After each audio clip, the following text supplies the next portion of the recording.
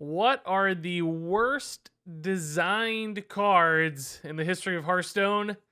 Not these. We've got some that are even worse. Hey, buddy, watch this. That's right. In this video, we're going to talk about the cards in Hearthstone that have the worst designs. We're not talking about the lowest power level, but something about these cards feels like it was bad for the game, or maybe just lazy, or just doesn't really make any sense from a feel or flavor standpoint. And you guys decided which cards are on this list. Over 1,000 of you voted on your least favorite Hearthstone designs. But before we jump into those, we do have a sponsor for this video that features some pretty cool designs, if I do say so myself. It's Zinninzard. If you don't know Zinninzard, it's an anime-themed, AI-based card game for mobile. And what that means is essentially you're going to have an AI companion that helps you play the game, something I've always desperately needed. There are 16 different AI codemen to choose from. This is the one that was given to me based on a personality test. I did not pick this one. You can create a deck from over 500 cards across 7 different categories / colors. And there's a unique mana management system that allows you to turn minions back into mana to help you play bigger minions. The gameplay comes in 3 phases: the mana movement phase, flash phase, and main phase. And in Zinninzard, you can play against enemy AI, which means you can take your time, learn the game, have lots of fun. So check out the hashtag ZinninzardACI on Facebook, Twitter, etc. if you want to see other people and learn more about the game. You can also download Zinninzard right now in the description below. You'll have a chance of earning 240 of the 500 cards throughout events this month. And best of all, you can play with the AI companion No, just like me. All right, so as much as I'd like to spend more time with my friendly AI companion there in Zinninzard, I think it's time to take a look at our 10th worst designed Hearthstone card. It's Baku the Moon Eater, and as one commenter put it, yeah, if you rotate a card a year early, that's probably a good sign that something went a little wrong. And for Baku, I think it's really a combination of things. The power level, first off, of upgraded hero powers is just like off the charts sometimes, particularly looking at Paladin getting 2 free 1/1s for 2 mana. That's like a real Hearthstone card effect, but it doesn't cost you a card in hand. It's just free every single turn from a resource standpoint. It's just a hyper efficient 2 mana, do a thing, but you don't have to pay a card. So that makes all your other cards stretch so much further. And then you had all those other, synergy cards for Silverhand recruits, etc. Odd Paladin became an enormous problem. Other things, just like Odd Rogue, is just pumping out 4 damage out of a hero power over 2 turns is crazy. Again, hyper efficient. And then, of course, when you boil that in with the fact that it's a start of game effect, it's always there. Unlike other powerful cards that you have to draw, you have to spend mana on. They have that kind of downside of not necessarily showing up. Baku's always there. Same, of course, can be said for Gin. With all these comments, just Gin, I don't think was quite as powerful as Baku. And really, as this commenter puts it again, it's hard to tweak this card. Like, how do you change it? You can't up the mana cost like you can nerf most cards. Upgraded hero powers are this set defined thing. Certainly they could have changed those, but that would have felt a little bit awkward. You could have lowered the stats on Baku, but again, who cares, right? So a card that just has this incredibly game warping effect, it's really hard to balance it in any significant way. So they kind of just had to throw their hands up in the air and move it to Hall of Fame, which I think was a great decision, frankly. Maybe we could have avoided this problem in the first place, but as far as resolving it, I think that was about the only way to really fix Baku. But guess what? Even in Wild format today, it's still a really powerful card despite how much stuff has showed up in Wild. So we know that having that really profound impact on your hero power, this base core mechanic in Hearthstone, goes a long way towards making things probably too powerful. So next up here is Archmage Vargoth. I think we all hate this one for bringing back tons of minions in Res Priest. Maybe just in Wild format, giving your opponent multiple extra turns in Quest Mage. And that really summarizes the problem with Vargoth, is that doubling spells is kind of crazy when you think about it. There are so many big spells with ginormous effects in Hearthstone that doubling them is just dangerous. It really limits design space because you can't print these big, like, unidirectional spells that do something absurd. Vargoth makes them completely broken, just like Quest Mage, where it's like this guaranteed win condition almost. getting 2 extra turns is totally absurd. And if you can cheat Vargoth out at all and play giant spells alongside it, which Res Priest would do by resurrecting Vargoth in a mass res, then chains go crazy. We saw cards like Mind Blast, I think probably died for the sins of Vargoth, being able to chain together multiple Mind Blasts. Of course, Prophet Velen was another problem there. They all just got tossed into the Hall of Fame. But you get the idea, right? It's like so many spells. It's like, God, we can't print that. It doesn't work with Vargoth. That makes Vargoth crazy strong. So cards like this that just universally make things twice as good that are already balanced. Like spells have to be balanced among themselves. So when you double their efficacy, that's kind of crazy. And I think really why Vargoth has created so much frustration for us. Moving on to patches, the Pirate here. I should really put the one with Charge up. I think that's the one most people consider the frustrating one, but this is the current version of Patches the Pirate. And I love this comment. Haha, opponent drew Patches, what a noob. And that really captures it, right? Because Patches is one of those cards where it's like most of the time it's really, really powerful, and then other times it's really, really bad. And that super dichotomy and that really high variance can be problematic in Hearthstone, where it's like, how do we tweak this to make it feel good? Because sometimes it's going to instant win you the game, and sometimes it's going to just completely ruin your deck. And that's not really fun for either player. It's not fun for the guy who gets patches dropped on him and, you know, thins out the opponent's deck, and he takes an extra chip damage or 2 over the course of the game, particularly against Pirate Warrior, where chip damage is everything. And it's not fun for the Pirate Warrior player when they draw patches. So nobody's really having fun with a card like this one, right? And then, of course, from a power level standpoint, it turns out Patches was really, really good. Still kind of hard to explain that, but thinning out your deck, just a free minion, a free resource on board like that's very powerful in aggressive decks. So too good, not particularly fun. A voice line that was pretty aggressive and annoyed people. All that combines to a card that, yeah, frankly, pretty frustrating design.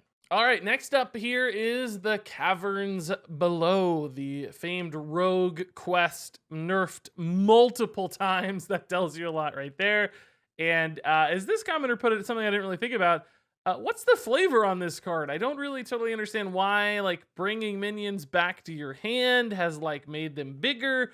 What does that have to do with exploring a cave? I mean, theoretically, you send stuff into the cave, you find big things. Like, it looks like you're finding all these big monsters and big yetis and big creatures, but why are you turning into big yetis and creatures for going into the cave? I don't know, something magical, something weird, hard to explain. So from a flavor standpoint, I don't really get it. Beyond that, of course, is the, you know, mechanic and the power level standpoint. Quest Rogue was just impossible to beat once the quest got done. They could almost trounce anything. Like, yes, face decks could beat it, but that was before they got the quest done. It was just an absurd win condition because not only could it outvalue control decks with things like Valera just playing multiple chains of these endless waves of 4/4s, but it could also just go face really hard as well with charge minions. So it was just this perfect win condition, basically. That, by the way, I never expected. I thought this card was going to be absolute, utter garbage, and it turns out it was actually pretty darn good and meta warping, in fact. So, yeah, a terrible card to play against. It just felt hopeless once they got the quest done. You weren't really able to interact with the quest at all either. They kind of were just doing their own thing. So it's not like you had a ton of counterplay. And then once the quest is done, it's just like, oh, concede, man. I'm out, dude. Alt F4 this. I am out of here. So I totally get why people don't like Caverns Below. I feel the exact same way. Moving on here to Convincing Infiltrator. Greetings, fellow humans. And hey, Alt F4, I just said that. Hey, previews, sneak peek. And yeah, again, we're going back to Res Priest problems here. One of the most annoying decks in Hearthstone to play against. Any kind of big priest, Res Priest style. It really does feel miserable, or they're just cheating out these giant things, or just building these enormous walls that you can't really get through. And Convincing Infiltrator, I think, is one of the biggest culprits of that. I would probably put Barnes in this spot. Somehow Barnes didn't make this list, which really shocked me. I mean, maybe just kind of out of people's memory at this stage. But for Convincing Infiltrator, I don't know that I would have included this one. I get it. I know why it's frustrating. It's, first off, really good. Just a high health total that's hard to push through. This death rattle is awkward and it's random, and we don't like RNG all that much in Hearthstone sometimes. And it's kind of the feel bad RNG as well. So I understand it's just a point of frustration. This card really slows down a lot of games, feels like it instant wins a lot of games. I've certainly stolen games off the back of Convincing Infiltrator. So I don't know if it'd be one of my top 10, but I completely understand why people have included it here. It's a really tough card to play against. Moving on here to Dusk Fallen Aviana. This is one of those cards on the list, not because it's too good, but because it's just way too bad. And, I agree. Like, why does a card like this exist? I don't know what the game plan for this one was. Maybe this commenter nails it. They're comparing it to the, broken normal Aviana that was absolutely obscene in wild format for a little while. Whereas this is broken in the other direction. It's complete and utter garbage. Maybe Blizzard was balancing the scales a little bit there between the two Avianas. But yeah, I don't get it with this card either. I don't know. Maybe there was some plans combo that just didn't come out, or some future card that was going to try to support this. Or maybe Blizzard underestimated, the downside of buffing or giving your opponent free stuff first before you get to utilize it. I'm not sure what exactly went wrong here, or possibly this is just one of those legendary cards that was bad and designed to be bad and thought it had some fun upside. I think that's somewhat reasonable, but it's unfortunate when that's legendary. It's because somebody opened this in a pack and they're like, oh my God, what do I do with this? So it kind of steals that big moment from people who were unfortunate enough to open Duskfall and Aviana. Now, I will say it doesn't feel like Blizzard does that as much these days. It seems like legendaries on average have a higher floor where they may not be like meta defining, but they're always like generally pretty good instead of something like sneaky and silly like Duskfall and Aviana. So although that was a bit of a problem perhaps in this card's era, I don't think that's as much of a problem today, thank God. But for Aviana, yeah, it's terrible. Even when you try desperately to try to make this card work, it still finds ways to backfire. It's ruined a lot of games off evolve effects, just coming out of nowhere and stealing the game from you. So pretty feel bad to play, pretty feel bad to stumble into. This is an incredibly weak card that probably just shouldn't exist. So moving on to Prince Keleseth. Man, what a high variance cards, and those are some of the worst in my opinion as far as design is concerned. I don't like when one card totally determines the outcome of a game. And I would say Prince Keleseth is one of the cards that has most readily done that in Hearthstone. If you draw this thing on turn 2, your win rate just jumps dramatically high. Because, of course, you've buffed your entire deck and you're going to snowball your opponent. If you don't draw this on 2, your win rate suffers. And any other turn you draw this thing, even like turn 3, it fell precipitously. By the time you got to turn 5 or 6, forget about it. Keleseth had like a below average win rate. I don't think that's a healthy power spike curve for a card where hitting it at the right moment completely overruns everything else. That doesn't feel good for either player, and it makes you warp decks and warp mulligans around a single card, and that's probably not good for the game. So, I mean, yes, we all had fun, shadow stepping our Keleseth with Tempo Rogue back in the day, or at least some of us did, because we're degenerates and we liked buffing our deck. But I totally agree with this one. I don't think Keleseth is good for the game. I mean, it was cool how it like surprised us all because most of us didn't think this card would be good. For the record, I gave it 3 stars, which still drastically underrated it, but I wasn't on that like 1-star crew. But surprising doesn't make it good. So cool that it tricked us. Neat that we underestimated it, but still ultimately not a good Hearthstone experience. Moving on here to Millhouse Mana Storm, another bad card that doesn't need to exist inclusion. I like this comment a lot. If we take Crocolisk as a base, a 2/3, you can get an extra 2/1. That's amazing for free, 0 mana cost. But you have to lose the game in exchange. What a bargain. And yeah, I mean, if you play Millhouse, you're usually losing the game, right?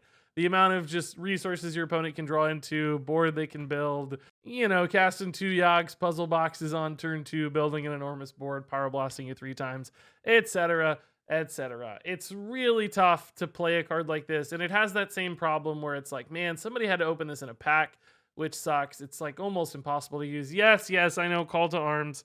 We all know it was in a Call to Arms deck for like 3 minutes, but that doesn't make up for years and years of ineptitude for Millhouse.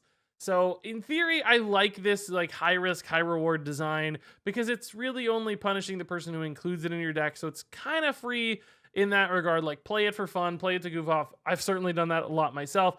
It just sort of sucks that you have to open it in packs and it feels like this dead dust. If you could somehow just get this card for free, I'd love it. But when people have to suffer through opening it, that's the real problem point for me. So, make it an 8/8 or something, and then it's at least maybe balanced. Maybe it's good, perhaps too good in that scenario. Who knows where the break point there is? But as it exists right now, Millhouse is an awesome meme. Like, I'm really happy he's in the game for me as a content creator.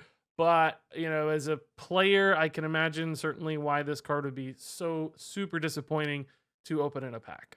Moving on here to the number 2 spot, it's Jade Idol. And I really think this would be my number 1 card. I've talked about this a lot, how I think Jade Idol is really, really bad for Hearthstone. I mean, even though it's not particularly popular in Wild today, the fact that it exists and could be is still a potential problem because this one single card totally shuts out an entire mechanism of the game, which is fatigue, and arguably I would say kills an entire archetype in Hearthstone, which is control. Because with Jade Idol, it's impossible for a control deck to actually do anything. They can't grind out a Jade Idol deck with resources. They just can't.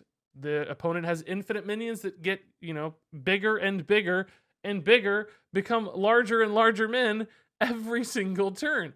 So control has no hope against a single card in your deck. That's crazy bonkers to me. Beyond that, we did get, Skulking Geist printed to tech around this, which okay, that's kind of cool that a tech card exists, but it feels weird that you have to structure your deck around a single card in the meta. I get tech cards against weapons. That makes sense. There's 3 or 4 classes maybe that run weapons. But for a single card to demand a tech like that, that's kind of crazy. And frankly, Jade Idol or Jade Druid as a deck could still win without Jade Idols because there was enough Jades to get big enough and do stuff anyway. So yeah, I just hate that it removes fatigue. Frankly, I don't even like that it just continues to scale Jades forever. I think that as a mechanic is kind of problematic in its own right. But if it had a cap on the number of Jades you could realistically get to in a deck, it would help. But with Jade Idol, there's no cap. You can get all the way up to 30/30 eventually if you want, because you just keep adding more and more to your deck. So Jade was maybe a mistake. I'll admit I have fun summoning larger and larger men just like everybody else. It's cool. Just don't think it's good for the game. That's debatable whether Jade itself was a mistake, but Jade Idol I think almost certainly just broke a couple components of Hearthstone, and I really, really hated to see that. The fact that we couldn't play control decks for an entire meta was very frustrating to me, and this card certainly was behind it all. And then finally, here it's Shutterwalk, the number 1 worst designed Hearthstone card, according to you guys. And you know what? I get it. It's probably not my number 1, but it has some problems. I think we all remember day 1 of the Witchwood where infinite chains of Shutterwalk were just going off over and over and over again. The fact that shipped was frankly a huge mistake. Weirdly enough, there was even an article where Ben Brode, who was departing the team or about to depart the team, I don't know the exact timeline. He certainly worked on Witchwood, but it was near the end of his days. He commented they showed me this card and I was like, we can't print that. And it turns out they did anyway. And we all saw the repercussions. So please go track down that article for the exact quote. I'm clearly paraphrasing, but it seemed like even internally there were some debates about how can Shutterwalk make sense? Is this too crazy? Is this going to break the game? And it did, right? So it had to be hot fixed, which, I mean, good news there. They did that pretty quickly in the scheme of things and helped rein in Shutterwalk eventually with other nerfs as well. So Blizzard was on it as far as addressing the problem. But I do think it was unfortunate that we lost more or less an entire few days of a new meta. That's never very fun. And Shutterwalk was behind that. And you can see why, right? A recursive style effect like this where it just keeps chaining multiple battle cries and then you get more battle cries, you get more Shutterwalks. That's not good for card games like this. You don't want things to just keep going off over and over and over again. It's not fun to hear. It's not fun to see. It's annoying psychologically, but it's also just really bad for the meta because it, slows your games down to 1-hour crawls and also just creates this in-game inevitability in Shutterwalk that's a big problem. So, yeah, Shutterwalk was bad. I mean, even now today in wild format, like it's still a little bit of a problem, I think. You see these crazy shenanigans happening in wild right now. So just mechanically speaking, there's a lot of problems with a card like this that doesn't necessarily have good enough limits imposed on it. And it also kind of limits what battle cries can be printed in the future because they have that Shutterwalk check where it's like, no, we can't do that. Shutterwalk breaks that. So if you ever want a card like this to exist in a healthy place in wild, like you always have to consider it or you're going to keep breaking the game. So, I mean, look, it was a really big, awesome effect. I think it's super fun if it's played like the right way, I would describe it. I don't mean to imply any sort of moral superiority, but what I mean, I guess, is like a pure way where it's like, I'm just playing some fun battle cries and Shutterwalk's going to play them again and I'm going to add some stuff to my hand. That's cool. Like, I think that's a really fun card. And maybe that was ultimately the intent. But when it's like I'm going to infinite loop you for all this damage and healing, and I'm going to gain a bajillion armor, and I'm going to freeze your board forever, that's not very fun. And of course, it's not the fault of the players who do that. I'm not mocking them. You know, it's in the game. Don't hate the player, hate the game. But so I sort of see the intent behind Shutterwalk. You know, it's just, unfortunately, people are going to play it to the best of its extent and power level, and they did, and it became a problem. And that's why so many people still to this day appear to be bitter and have problems with Shutterwalk enough, even so, to make it number one on this list. So I get it, guys. Shutterwalk, he's still going off on somebody's computer with an infinite animation. Years later, they're still trapped in a loop in that one game from the Witchwood. So we may never find that guy. He's still in his basement. Apparently, he's commenting on my videos at least, though. So that's it. The number one worst designed Hearthstone card ever. So there you go, folks. Share your thoughts on these worst design cards in the comments below. Curious to hear what you think. Big shout out to our sponsor, Xenon Zard, for supporting this video. So check them out in the description below. Thanks much, as always, for watching. And until next time, game on.